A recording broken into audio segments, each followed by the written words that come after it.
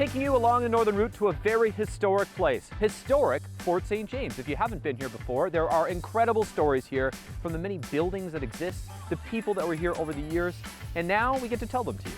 On the shores of Stewart Lake today, we're going to visit the fish cache, a very important part of this historic fort. And meeting us there is Jim. Let's go find him. And today here at Fort St. James, we are set to learn about one of the Category 1 buildings. That is a very important building here on the site. To learn more, we've got Jim here with us. Thanks so much for making the time. My pleasure. Yeah, so tell me about this special building. This is one of 2 Category 1 buildings on site. That's correct. So this is the fish cache, and this is where we keep the fish for the fur trade people to eat during the winter. Okay. Now the thing, of course, with fish is that animals like fish. Yeah, so just like us. Yeah, just like us. So we have to keep it somewhere where they can't get them. So here we have a building on stilts, nice little ladder up to it, locking door, and that way it keeps the fish away from the animals. Okay, yeah, because animals, like a moose or a bear, ideally is not going to get up. Like the stairs would have been a little bit different traditionally, or would they have been like this? Sometimes maybe they a were ladder. ladders, yes. Yeah. So they would have a ladder that lies on the ground, and when you wanted to go up there, you'd put the ladder up and there you go. Yeah, no moose climbing the ladder. I've never seen one. Yeah, that would be something. Okay, so this fish cache, yeah, we're talking about Category 1 buildings of importance. And why does this building qualify? Well, though it's built with a fur company, fur trading technique, what it actually is a First Nations design. Oh. So when the fur trade got here, the local people were putting square rooms on stilts to keep their food away from the animals. So the fur trade copied them, but of course they used their building technique to do so. Of course, and this is one of the only buildings like it in the world, right? It is the only building like it in the world. Wow, the only one. It is unique. This is kind of the long-standing story that we talk about today, the collaboration between settlers and local Indigenous people. Absolutely. And First Nations. This is the definition of that. Well, we're certainly one of the better ones, and a very tangible example of that cooperation. Yeah. Timeline for when this would have been? This would have been restored in the mid-1880s, but there would have been earlier versions in the earlier forts. Wow. Yeah. Okay, well, without further ado, I'm not going to delay history anymore. So I think we should go inside and check out more in there. Sound good? Let's do that. Yeah. All right. Some stuff is hanging here from the roof, of course, in the fish cache. Jim, these are drying salmon. That's correct. Okay. And now this is typical for Stewart Lake, of course, because the salmon runs. That's how well, yes, salmon was the major staple, certainly early in the century, of the food of the people here. Salmon runs fail every 3rd or 4th year as well. So, of course, that meant that this place had terrible food security. Oh, yeah, a little bit. Really relying on things out of their control. That's quite so, yeah. It's like, well... Yeah, well, the salmon, as I say, fails every 3rd or 4th year, but of course all you need is a landslide upriver, and now you've got no salmon. Yeah, you think, hey, of the times now, like the Big Bar slide, which we heard about not long ago, and how that really jeopardized the salmon runs north of there. Back then, A, they might not even know when a landslide happened. Quite so. Oh, yes. B, they would just be sitting here waiting, going, where are they? Well, there was, I mean, can't remember the exact year. Yeah. But they were, I think they were building a railway or a road, and there was a problem with dynamiting some stuff. Of course. And it actually blocked off a river, and so for a year, nothing came. Wow. So back in the day, of course, they didn't have refrigeration. What they had was, pork. Yep. So they'd salt the pork, and then they would cover it entirely with plaster of Paris. And they would make sure that it's nice and thick and completely solid, no air getting in. Yeah, of course, oxygen, we were saying, increases the time of decomposition. Yeah, so it would allow these things to last long enough to at least get here from, say, Victoria. Yeah, Victoria. That's how far would a pig come from? Well, probably from Victoria. Yeah? Of course, down there you had the War of the Pig. Of course, yeah. And now this fish cache seems big. Is this big, like in terms of fish caches, do you think, and relatively speaking, or? Well, I wouldn't know because this is the only one. Oh yeah, of course, yeah, it goes back to that. How many people do you think this would kind of feed or take care of? Any guess? Early in the century, it would have to be 30 or 40 or 50 people over the winter, but that changed as the century went by. As our supply routes changed, we didn't actually have to keep people here as a brigade to leave as soon as the snow went away. Instead, we had boats on the river, on the lakes, and they connected to the rivers and took stuff to the Pacific. But early in the century, you had to hold about 30 or 40 people here to take the mules and get them away as soon as the winter had gone. Of course, you got to do things with Mother Nature, and you got to feed people. Yeah, I believe the ration was something like 2 pieces of salmon per man and 1 piece of salmon for his dog. Of course, if people come here to Fort St. James and the historic site gym, you're hanging around, other people are hanging around, different buildings, different interpretations. I guess if someone hasn't been here before, what are they missing? Well, everything. I mean, what aren't they missing? Well, they're missing the chicken racing, they're missing the history, they're missing the fantastic views over the lake. Yeah. They're missing my charming smile. Of course, and your charming hat and cane. My charming hat and cane. And of course, I'm the ugliest one. No, you're not. Give yourself a hard time. It's got the luscious locks here. Come on. But of course, this site open all summer long for your summer adventures. There is one thing left we have to do here, Jim. The chicken races. Oh, yes. So we're going to meet you over there when that's time. You certainly will. What are we feeling here, Producer Zach? You got any thoughts? I mean, I love buttermilk wings, pancakes. Producer Zach picks Attila the hen. Okay. I think she won last year. Okay, so that's for race 2. I'm gonna pick Scout. It's kind of a fun name. I've met a lot of dogs named Scout. Ladies and gentlemen, welcome to the Fort St. James Chicken Racing Speedway. And today, you lucky people, you're gonna see 3 of the finest races on the planet. 3, 2, 1.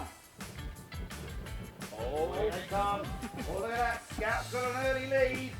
Trigger's coming up on his shoulder. Scout's still in the lead. But what's this in lane 1? Yeah. No, it is Scout.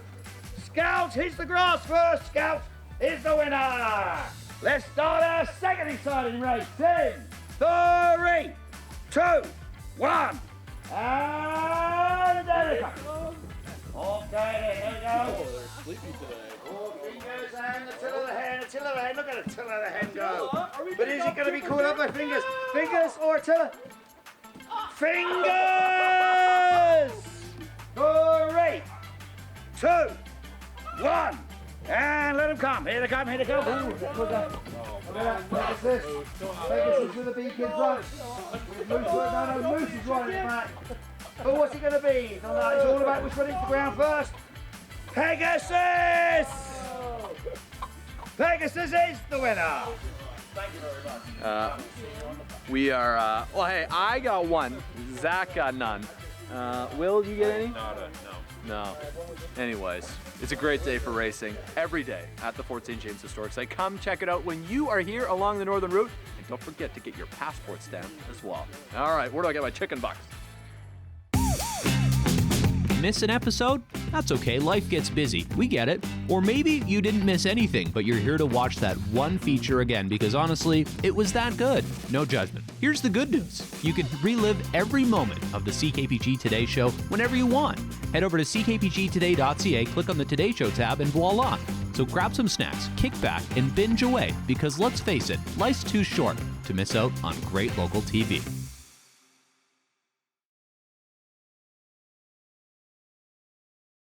Today we are meeting one of the stars of our region, the Eyes of the Fort. She has been called before. Taylor Hansen going to make an appearance. You've probably heard her name before on the CKPG Snapshot feature. Today we are meeting her. Very nice to meet you, Taylor. Thanks for joining us here inside one of your many great local places here in the Fort. Thank you. It's so good to be on the show. Yeah, thanks. Physically and not just with my photography. With your photography. I was going to say, so for people who don't know a little bit about you, tell me a little bit about what you do.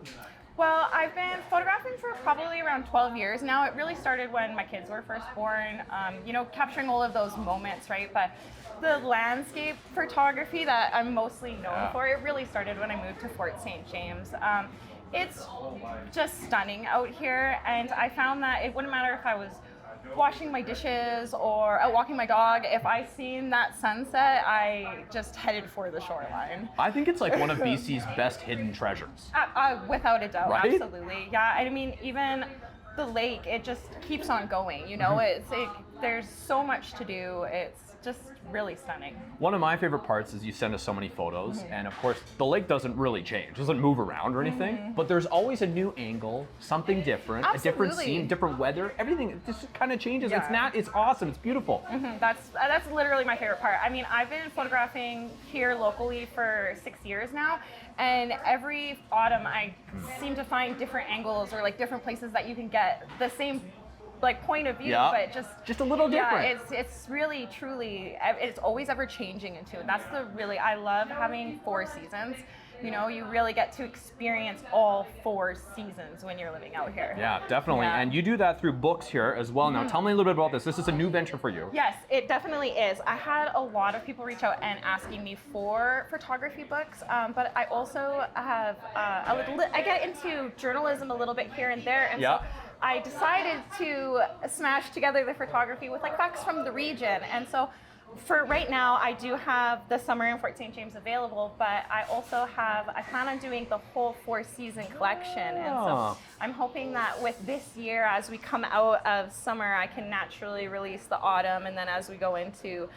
the winter time, I can release the fall. But my huge goal by this point next year is to have all 4 of them available for purchase. Perfect. And where can people get these? They can reach out to me like through my social media. I'm Taylor Hansen Photography Design on Facebook, and then locally I have the book at Save on Foods in Fort St. James. Perfect. And then I'm also at So Divine Artisan Boutique, and you can get anywhere can shop at So Divine because she has sodivineonline.com. And perfect. And through her, I have notebooks, planners, magnets. The other thing that I was going to point out, you can grab it here from the table, Taylor, is your calendar. So the 2026 one obviously is out now. We're halfway through. Yes. But the deadline for 2027 for people wanting that one is coming up. Yeah, actually. And so I always try to release my calendar for the school season for September. And so, and so I'm actually going to be creating my next calendar really quickly here. And by the end of August, it will be available. And this is like my baby. I have been doing these for 6 years, and every year I sell like 50 more. And so this last year I sold 300. Wow. And that was huge. I probably was crying to my husband several times about it because it just felt like such a milestone. And so this year I plan on ordering more than that because I have the goal to just keep on selling as many as I can. And I just have such great support too as well from the community. It's the same people every year showing up to buy them, and I just couldn't be more grateful for that. What's your favorite part about Fort St. James? It's hard not to say the lake, because you can really hit it from all perspectives. You know, it doesn't matter if you're at the provincial park down the at like Perrins or Big Bay, or if you're at the historic park. All of them have such different perspectives. And then we're a sucker for the frozen lake in the winter time because of the activities. It's just endless. I mean, there's activities in the summertime as well. So also love the ski hill. It's so beautiful. It doesn't matter what time of year it is. It's iconic in the sky there. And so there's not much to not like. There isn't much to not like about Fort St. James. It's definitely worth a little drive off Highway 16. Tip for capturing the perfect photo? Do you have any? I like to add something in there. So a little branch of a tree over either top or underneath. I like that frame within a frame. That's kind of my thing. And so I always try to put something in the way, and I find that, you get that little artsy, but I like that. Well, you do a great job at it. You make it look easy. Okay, as we wrap this up here inside the Ignite coffee shop here, this art, your art, photos on display all summer? Yeah, they're here. I think they're here to stay. Yeah, here to stay? We had discussed about maybe switching them out seasonally, and so maybe, but yeah, they definitely, I love the wide scale and how they did such a good job displaying them. They really, every time I get in here, I get a little emotional. Tugs at the heartstrings a little bit. Well, you deserve all the credit you get because you do a great job at what you do. Thanks so much for sharing with us today a little bit, Taylor. Thank you. And of course, if you haven't been to Fort St. James, come check it out. Taylor is the town cheerleader. Maybe you even see her walking around. Yeah, I'm always somewhere. Probably with their camera. Giddy up, everybody. It's time now for our Energetic County Fair Lyric Challenge, where you have the chance to win a pair of tickets to one of the biggest parties of the summer in northern British Columbia, the 2026 Energetic County Fair Music Festival in Fort St. John, July 16th to 18th. Here's how it works. I'm going to give you a lyric from one of the artists hitting the stage this year, and all you have to do is finish that lyric. Are you ready? Okay, here we go. This lyric from CCR. Of course, their music going to be played by the Bad Moon Riders up in Fort St. John this July. Ready to finish their lyric? Okay, here it goes. It ain't me, I ain't no senator's son. It ain't me, I ain't no an iconic tune. And if you can finish that lyric, you could be headed up to an iconic music festival, the 2026 Energetic County Fair Music Festival in Fort St. John, July 16th to 18th. Head online to ckpgtoday.ca to enter your guess for a chance to win. Good luck!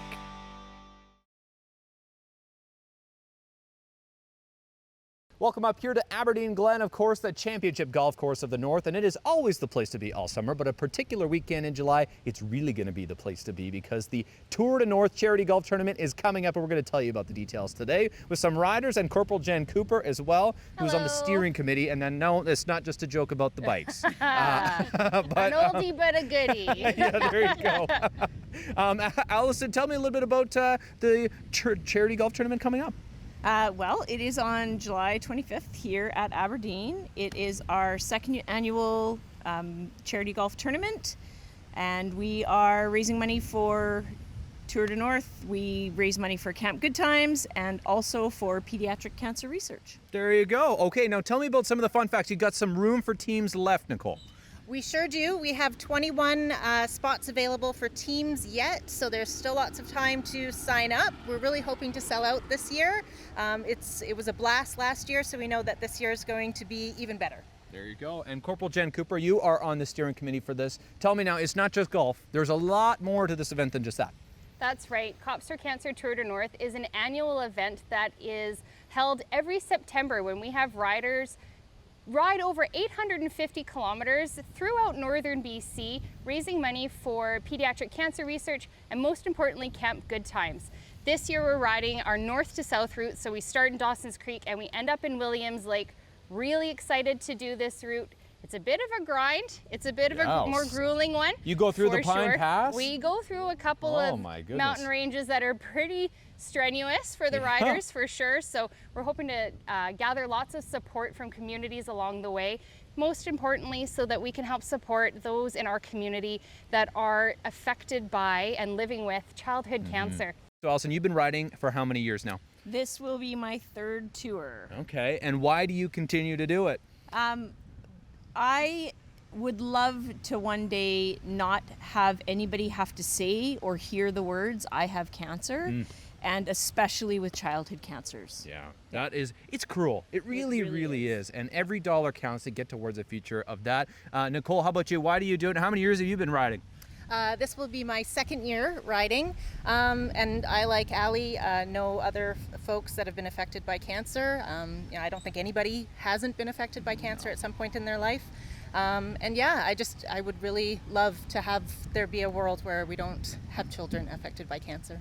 Tell me about this $25,000 hole-in-one here at the Charity Golf Tournament. Yeah, so I believe it's going to be hole number 8 here at Aberdeen this year. And yeah, there's a chance at getting that $25,000 pot if you get a hole-in-one there. Wow. So of course there's still room if you're listening to this, watching, wondering, oh, how can I get in on this? Don't worry, there's still time for you. And you can register a team, or I guess if you're, well, yeah, a team is always a little bit easier than an individual. Yes. Maybe make your own team and then sign up. Yeah. That's what Definitely. you recommend. Cool. The other thing, Tour de North been going on for how many years, Jen, you say? 26. 26? 26 years in the north, and it has grown to quite an event now. Love the rain. Just like quite the weather. Well, yeah, if you're wondering about what weather is going to be for the charity golf tournament, wait 15 minutes and change. There you go. In case you missed anything here, folks, we'll include the details on our website, ckpgtoday.ca. I feel like Mother Nature is telling us to get on our bikes here and keep training for the ride ahead. So thanks for making the time. Don't forget to honk and wave if you see them out training. Oh, in honk their and wave lovely, is encouraged? jerseys. Yes, Yes. honking and We love the waving, encouragement. We love especially when we're going up hills. This segment is brought to you by Aberdeen Glen Golf Course and the Eagle's Nest Restaurant. It's worth a drive.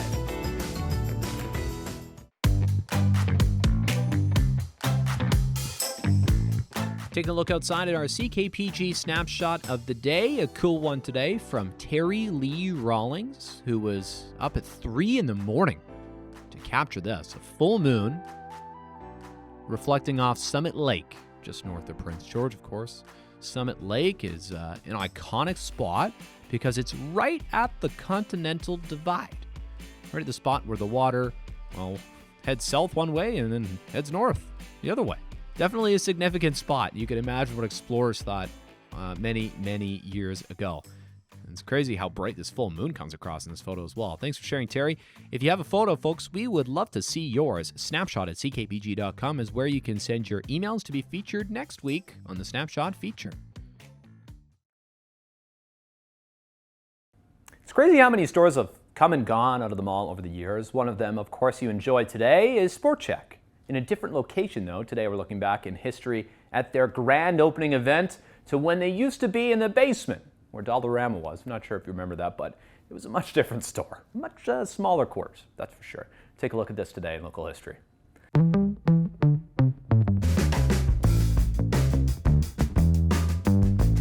Taking a look back to 2002, Sport Chek officially opened in Prince George at the Pine Center Mall, of course, and hundreds of people passed through the doors in the first of two soft openings in the basement of the mall. Maybe you remember this location. Of course, it's where Dollarama is today. And Sport Chek, of course, well known for their sportswear, footwear, bicycles, and some toys. The store was a little bit smaller than it is today, but it features many of the same amenities as it originally did. 97 people employed there way back when, in 2002, when it opened. And you're wondering, of course, what was Sport Chek now? Well, it was Extra Foods. You remember that one? Zellers, of course, on the other end of the mall. I mean, Sears. Some kind of big brand names come and gone out of that mall. Crazy. Anyways, a sign of the times. Thanks so much for watching today, folks. Enjoy the weekend ahead. Maybe you're going to see some chicken races. I'll tell you, don't bet on butter chicken. They won't win. That chicken will not win. Okay, I know that much. Anyways, see some more great stuff after the weekend. Bye for now.